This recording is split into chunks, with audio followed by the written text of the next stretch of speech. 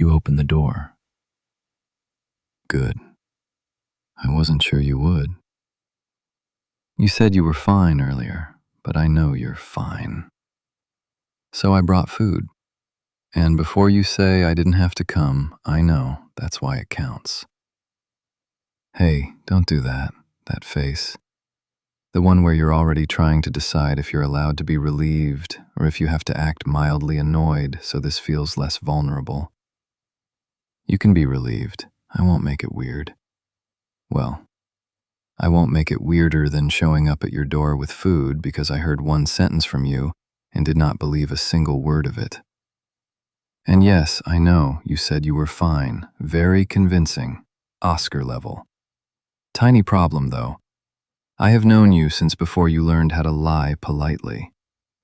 You used to say, "I'm fine," with chocolate on your face and tears in your eyes because your cereal got soggy. So no, I did not buy the adult version. Can I come in? Thank you. There, better.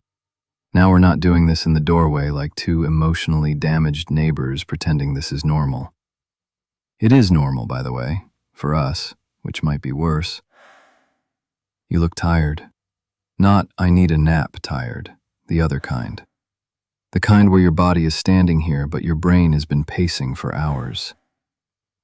Yeah, that kind. Come on, let me put this down. And no, you do not get to apologize for me bringing food. That is not a thing. That is not a category of apology. That is just dinner with better timing. I got the thing you like. Yes, that thing. Don't look so offended that I remembered. I remember things. Terrible burden, very attractive curse. And before you say your taste changed, no, it didn't.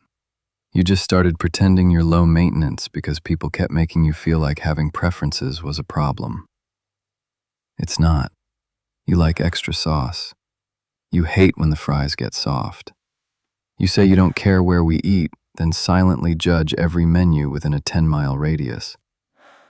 And you always give away the last bite of something you actually wanted, which is generous and deeply annoying, because then I have to pretend I didn't notice.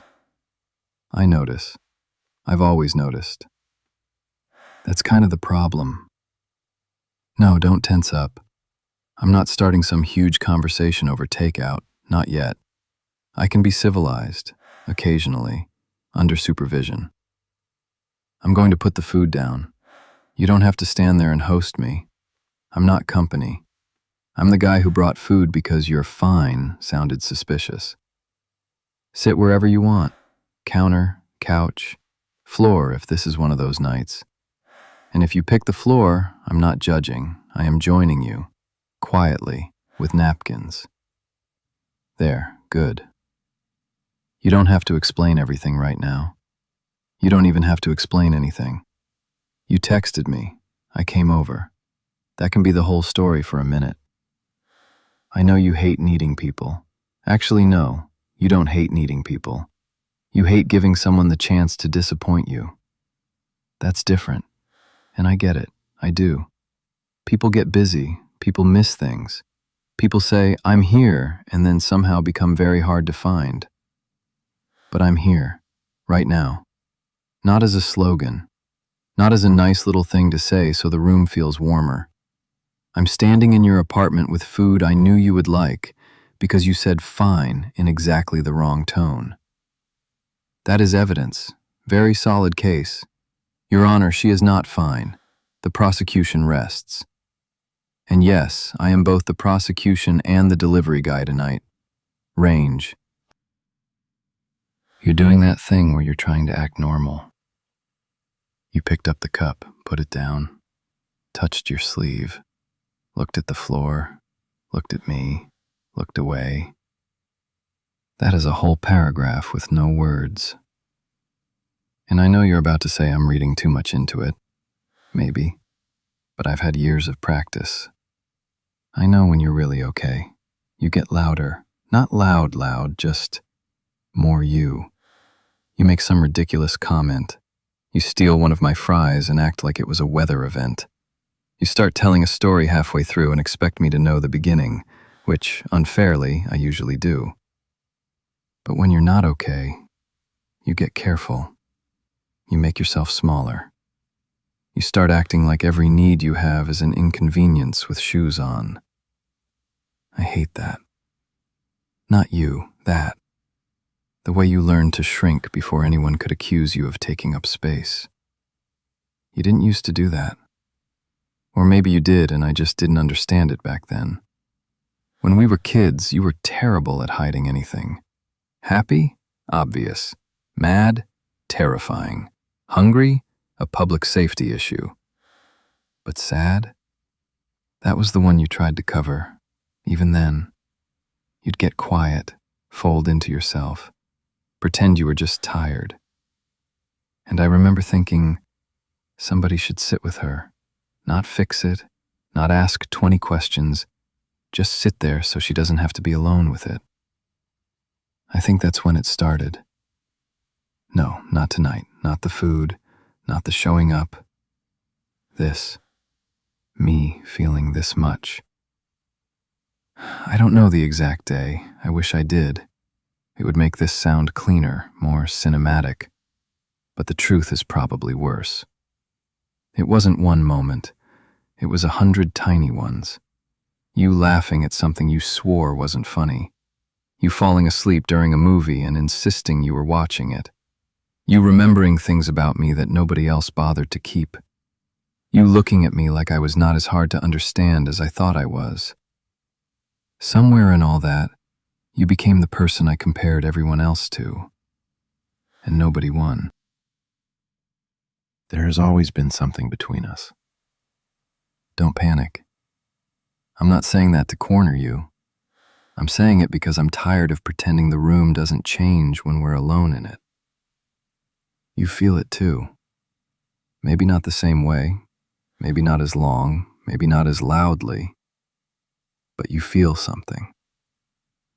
Unless I have spent years making intense eye contact with a wall, which would be embarrassing, for the wall, mostly.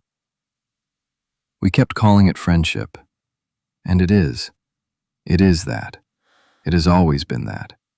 That's why I was careful. Because you were never just some girl I liked. You were you. The person who knew my awkward phases, plural.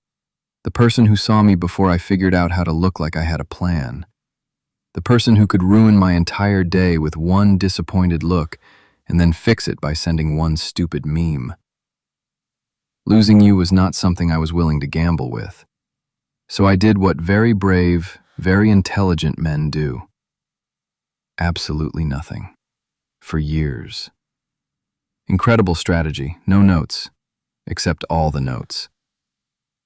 I told myself it was better that way, that being your friend was enough, and some days it was.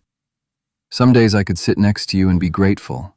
I could make you laugh, drive you home, answer your texts, know your coffee order, act normal. And then some days you would look at me a second too long, and I would forget every responsible decision I had ever made. That happened more than I want to admit. It happened today. Can I sit beside you? Not too close, just close enough that you don't have to feel alone while pretending you're not upset. Thank you. There. Look at us, eating takeout like normal people. Having a completely normal conversation where I confess years of emotional restraint next to a napkin pile. Very elegant, very on brand for us, honestly. I came over because it was you. That's the part I need you to understand. Not because I thought you were helpless. Not because I wanted to be the hero. Not because I'm trying to make you owe me anything. I came because it was you. Because if you were sitting here pretending you were fine and I stayed home pretending I believed you, I would have hated myself a little. And I've done enough pretending. I've pretended I didn't care who you dated. I've pretended I was only annoyed when someone made you feel small. I've pretended I didn't remember the exact face you make when you're about to cry, but refuse to give anybody the satisfaction. I've pretended I was fine being the person you call when something goes wrong, and not the person you choose when something goes right. That one was harder. Because I wanted both. I still do. I want the easy parts, the boring parts, the grocery run where you argue with me about apples like either of us knows anything about apples. The late-night drive where you fall asleep halfway through telling me a story. The dinner where you say you're not hungry, and then somehow develop a legal claim to my fries. I want that. And I want the hard parts too. The nights like this. The quiet. The stubborn, I'm fine. The sitting beside you until you remember you don't have to carry everything alone. I want all of it. And that scares me. Because wanting all of it means I cannot keep pretending I only came here as your friend. You are the person I have been choosing quietly for years.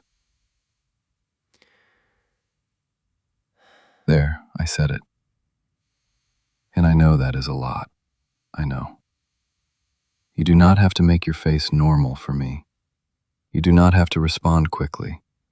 You do not have to rescue me from the silence. Let it sit. It has been sitting inside me long enough.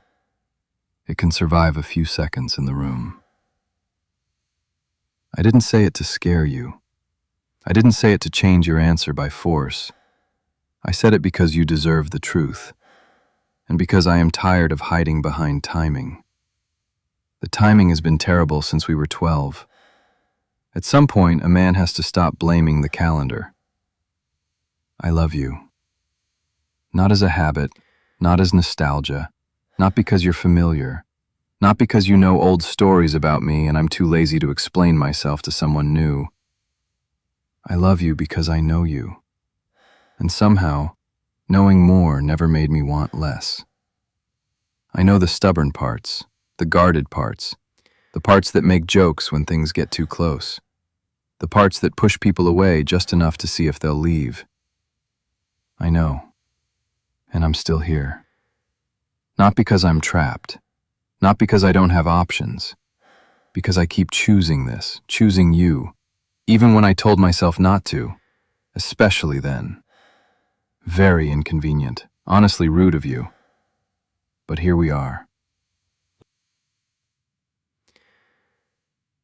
No, don't answer yet, please. Not because I don't want to know. I do, more than I should. But you're overwhelmed, and I just walked into your night with takeout and a confession that has apparently been aging in my chest like expensive emotional cheese. So breathe first. Look at me, only if you can. There you are. I'm not asking you to fix this moment for me. I'm not asking you to make me feel brave.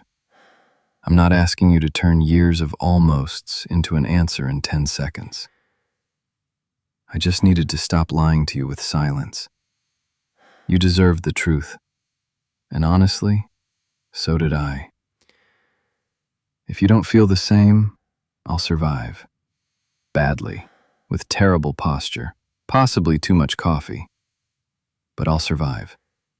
And I will still be your friend. A little wounded, annoyingly noble, very handsome in tragedy, but your friend. But if there is even a part of you, even a small part, that has wondered what would happen if we stopped pretending, then I need you to say my name. Just once. Not as your childhood friend, not as the guy who brings food when you say you're fine. As me. As the man sitting beside you asking for permission to finally stop holding back. There it is. Say it again. Please. You have no idea how long I've wanted to do that without pretending it was an accident. I know, almost smooth. Don't get used to it. Your hand is cold. Still terrible at asking for what you need. Still brave in the most inconvenient ways. Still acting like someone caring about you is a puzzle you have to solve. Still my favorite person in every room. I'm here. I'm not leaving. Not tonight. Not while you're looking at me like that. Which, by the way, is deeply unfair. I came here with food and emotional restraint. I am now running low on both. But I can behave, mostly, for now. Listen to me.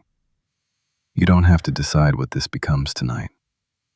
You don't have to solve us in one breath. You don't have to pretend you're calm just because I finally told the truth.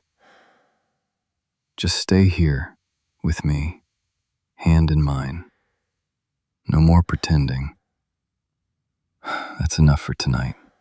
Unless you want me closer. If you do, say my name again. And if you want the part where I stop holding back completely, you know where to find me.